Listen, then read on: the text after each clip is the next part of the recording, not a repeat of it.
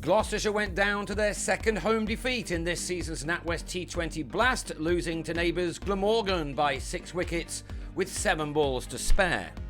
After a delayed start but with no loss of overs, Gloucestershire were put in after losing the toss and lost captain Michael Klinger in the second over as he drilled a ball from Tim Gooten straight into the hands of Graham Wagg at cover to fall for 5. A missed time hit in the next over then saw the back of Hamish Marshall for 3. Craig Macheda holding on to give Dale Steyn some early success. It was 30 for 3 in the final over of the power play as another batsman failed to connect properly. This time it was Chris Dent who picked out Gooten, who held on well.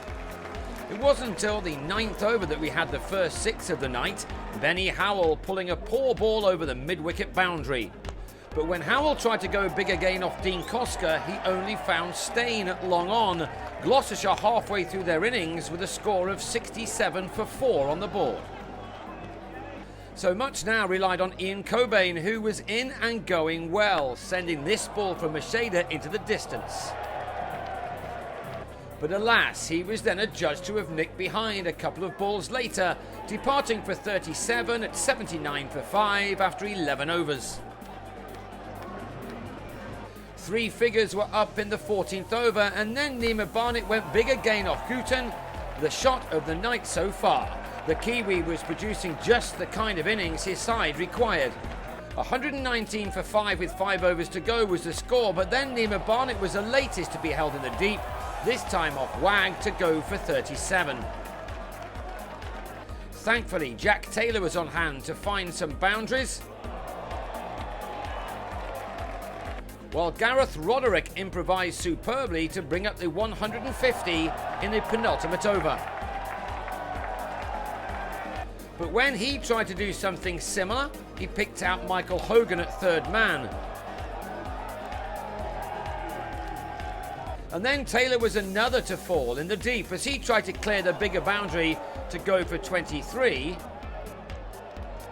leaving it to Andrew Tye to come out and entertain at the death as he struck the last ball of the innings for 6 to take Gloucestershire to a final score of 168 for 8.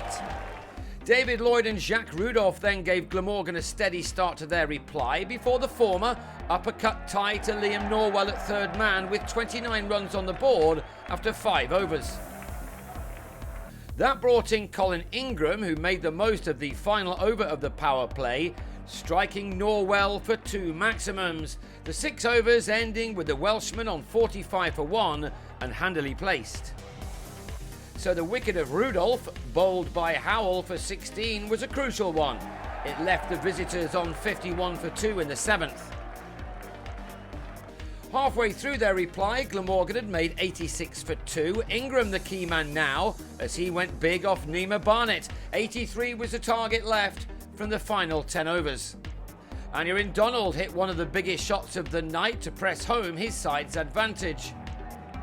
While Ingram reached his 50 off 24 balls, he providing the kind of innings that none of the home batsmen have been able to muster.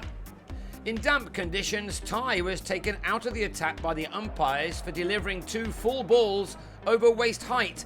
Dent had to complete the over, the 15th, and his first 2 deliveries were both struck for 6s by Ingram. In a flash, the game was just about gone. Having said that, Ingram, on to 64 off just 30 balls, was well held by Klinger, but an expensive over meant that just 27 more runs were required of the final 5. Chris Cook took his side to the edge of victory with this maximum,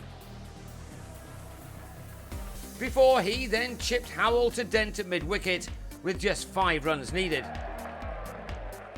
It was left to Donald to win the game, Glamorgan reaching their target with 7 balls to spare, Donald ending unbeaten on 48. So a defeat by 6 wickets leaves Gloucestershire with 2 wins and 2 losses from 4 in this season's competition thus far.